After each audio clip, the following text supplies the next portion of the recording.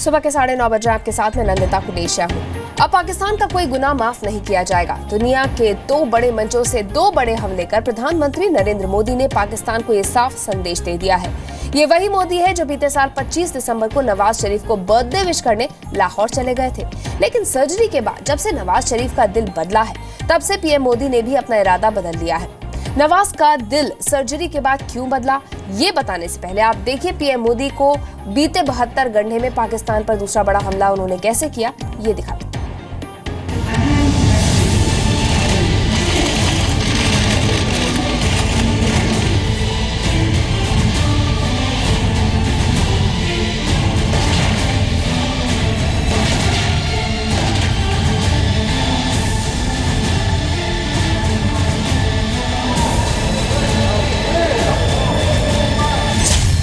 प्रधानमंत्री नरेंद्र मोदी ने 72 घंटे में कर दी पाकिस्तान की सर्जरी।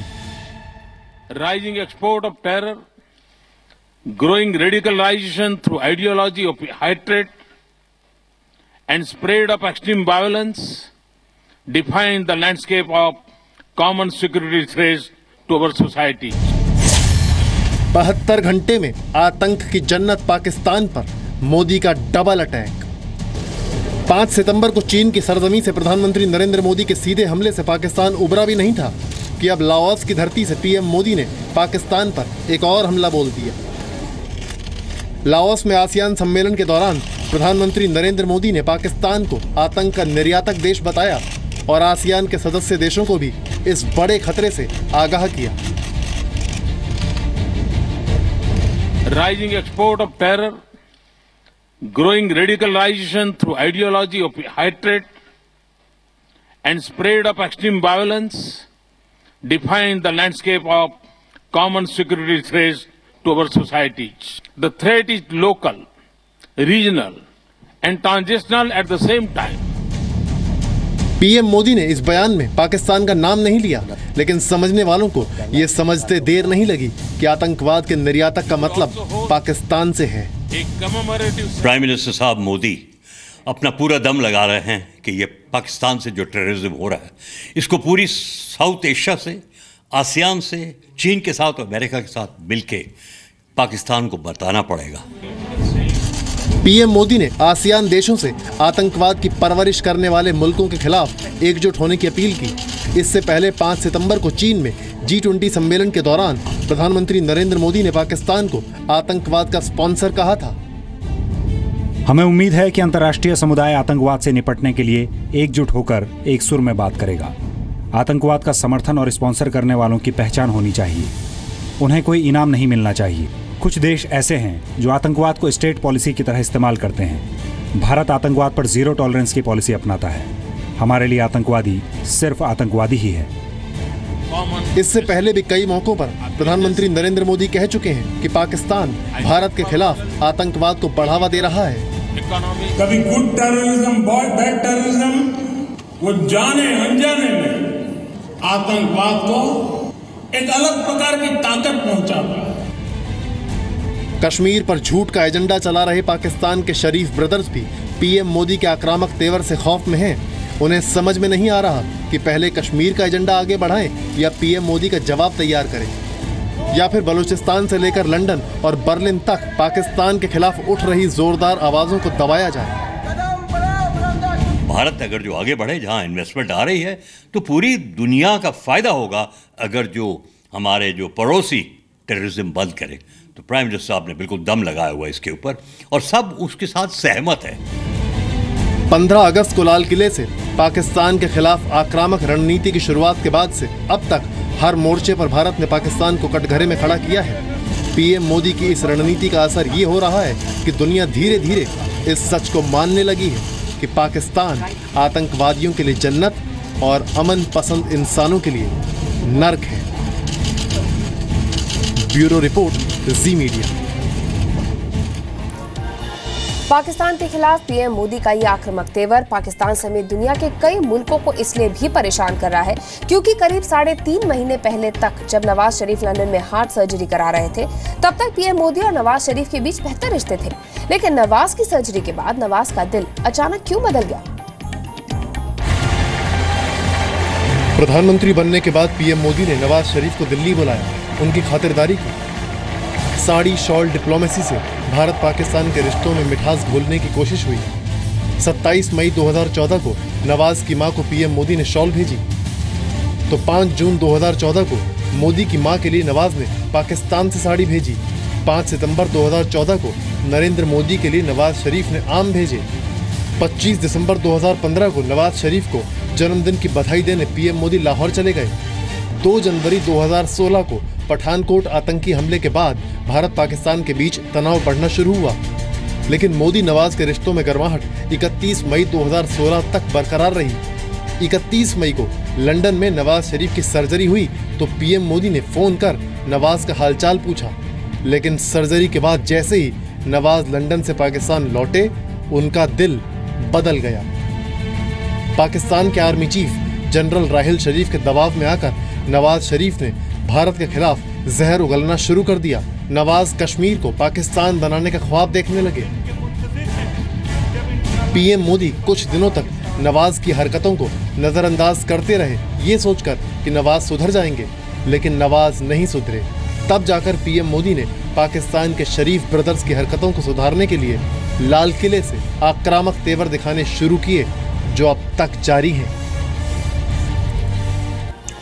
द्रासियान सम्मेलन के दौरान प्रधानमंत्री नरेंद्र मोदी और अमेरिकी राष्ट्रपति बराक ओबामा की 8वीं मुलाकात समुद्र के नए सिकंदर बनने के लिहाज से बेहद अहम थी। साउथ चाइना सी में चीन के दबदबे के खिलाफ मोदी ओबामा का संयुक्त मिशन आपको दिखाएंगे, लेकिन उससे पहले 72 घंटे में मोदी ओबामा की यारी की 3 अहम तस्वीरें आपको दिखाते हैं, जिसमें एक तस्वीर चीन के राष्ट्रपति शी जिनपिंग के बॉयकॉट की भी है।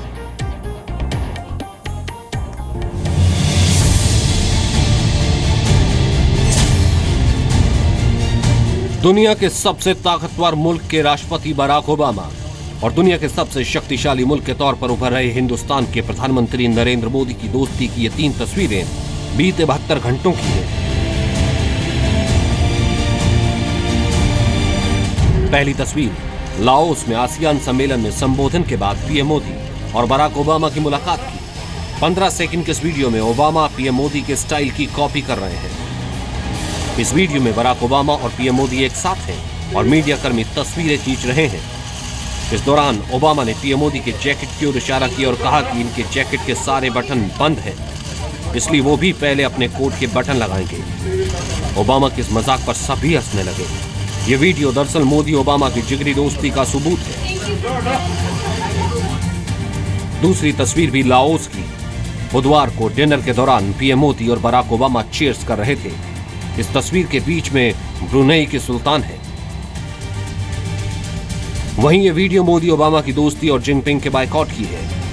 ये वीडियो चीन में G20 सम्मेलन के दौरान का है, जब ओबामा ने जिनपिंग को नजरअंदाज कर दिया, या कहें कि जिनपिंग की तौहीन की। सोशल मीडिया पर वायरल इस वीडियो में दिख रहा है कि G20 के सदस्य देशों के नेता खड़े हैं। पीएम मोदी पहली कतार में सबसे बाईं तरफ है। पहली कतार में ही दाहिनी तरफ से शी जिनपिंग और बराक ओबामा है। जिनपिंग ने ओबामा समेत G20 के सभी नेताओं को इशारा कर उनके साथ आगे चलने को कहा, लेकिन ओबामा 2 कदम चलने के बाद दूसरी तरफ कदम बढ़ाने लगे। जिनपिंग आगे बढ़ते रहे और ओबामा पीएम मोदी समेत कई दूसरे नेताओं से मिलने में मशगूल हो गए। कुछ देर बाद एक महिला पीएम मोदी और ओबामा के पास गई। उसके बाद दोनों नेता एक साथ आगे बढ़ गए। ब्यूरो रिपोर्ट, जी मीडिया, दिल्ली।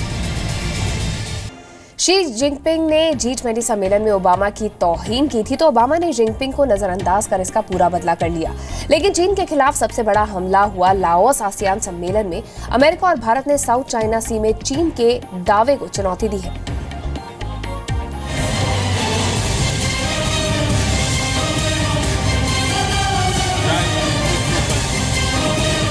दक्षिण चीन सागर में चीन की दादागिरी को हिंदुस्तान की चुनौती।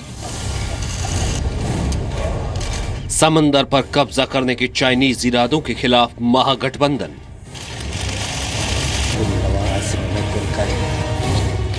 प्रधानमंत्री नरेंद्र मोदी, अमेरिका के राष्ट्रपति बराक ओबामा, जापान के प्रधानमंत्री शिंजो आबे, इन तीनों दिग्गज नेताओं ने साउथ चाइना सी में चीन की दादागिरी के खिलाफ एकजुट होकर आवाज बुलंद की है।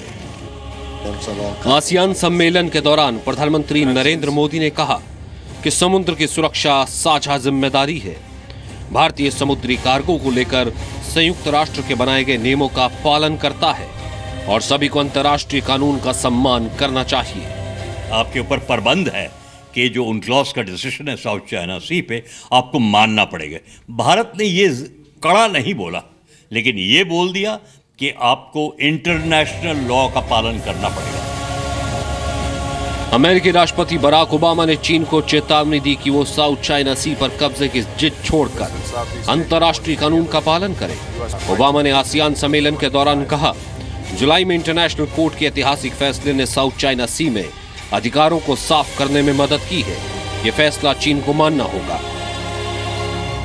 With regard to security, our nations reaffirmed our commitment to a regional order where international rules and norms are upheld and where disagreements are resolved peacefully.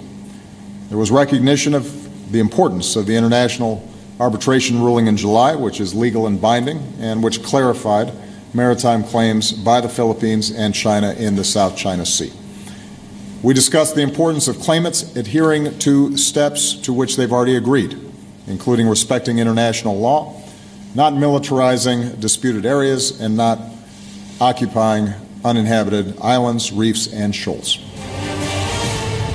Barack Obama ने चीन में G20 सम्मेलन के दौरान शी जिनपिंग से मुलाकात के दौरान कहा था कि अंतर्राष्ट्रीय कानून का फैसला नहीं मानने पर चीन को गंभीर नतीजे भुगतने होंगे। हाल ही में साउथ चाइना सी को लेकर चीन और फिलीपींस के बीच विवाद पर सुनवाई करते हुए इंटरनेशनल कोर्ट ने कहा था, साउथ चाइना सी पर हक जताने का चीन का दावा सही नहीं है। चीन को सेपरेटली आइलैंड पर इकोनॉमिक जोन बनाने का अधिकार नहीं है। चीन ने इंटरनेशनल कोर्ट के फैसले को मानने से इनकार कर दिया। फिलीपींस का दावा है कि चीन ने साउथ चाइना सी के 85% हिस्से पर कब्जा कर लिया है। वहां चीन ने न सिर्फ आर्टिफिशियल आइलैंड का निर्माण किया है, बल्कि हवाई पट्टी भी बना ली है।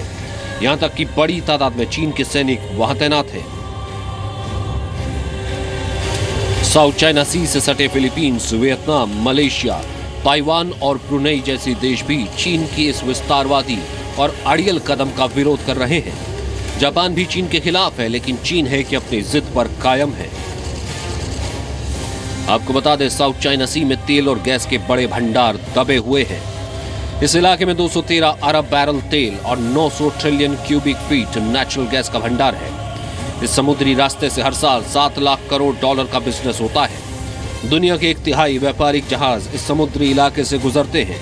भारत का 55% से भी ज्यादा समुद्र का व्यापार साउथ चाइना सी के जरिए होता है। Bureau report.